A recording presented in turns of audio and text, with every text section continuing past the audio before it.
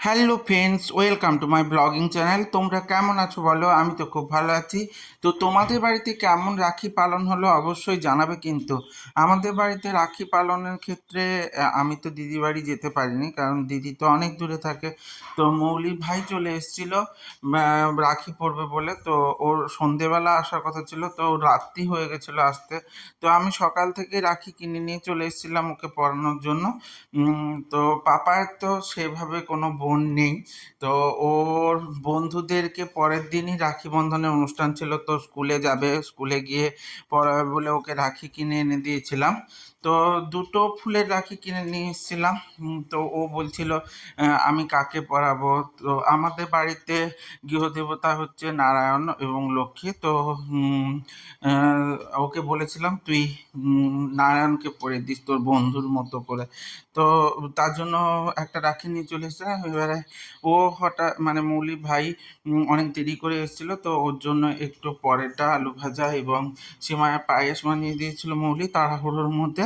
কারণ ওর তো বিকালে আসার কথা ছিল, তো ওর অতটা দেরি হবে জানলে তাহলে আরও কিছু করা যেত, যদিও বা ওদিন নিরামিষ ছিল, বেশি কিছু করা যেত না।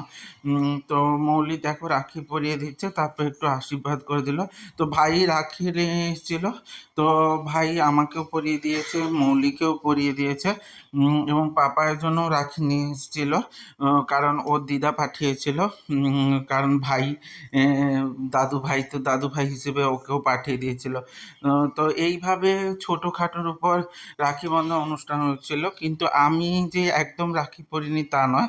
আমার বাড়িতে যে কাকিমা কাজ করেন, তো ওর মেয়ে আমাকে দাদা বলে। তো ওকে আমি বোনের মতোই দেখি। তো ও আমাকে কিন্তু রাখা পরাতে চলে এসেছিলো এবং রাখি পরিয়ে দিয়ে গেছিলো। দেখো রাখির থালা টা তোমাদেরকে দেখালাম। ভাইও আমাকে রাখি পরিয়ে দিচ্ছিল। তো পাপাই তারপরে গিয়ে আমাদের নারায়ণকে রাখি পরিয়ে দিয়েছে। দেখো এটা ঠিক হয়েছে কিনা আমি জানি না। এইভাবে আমার সঙ্গে জুড়ে থাকতে লাইক কমেন্ট শেয়ার করে দিও, আর ইউটিউব থেকে দেখলে অবশ্যই সাবস্ক্রাইব করে দিও এবং পাশে থাকা বেল আইকনটা ক্লিক করে দিও, যাতে আমার ভিডিওগুলো তোমার সামনে সবার প্রথমে চলে আসে। এইভাবে আমার সাথে থেকো, সঙ্গে থেকো, জুড়ে থেকো, ভালো থেকো। টাটা।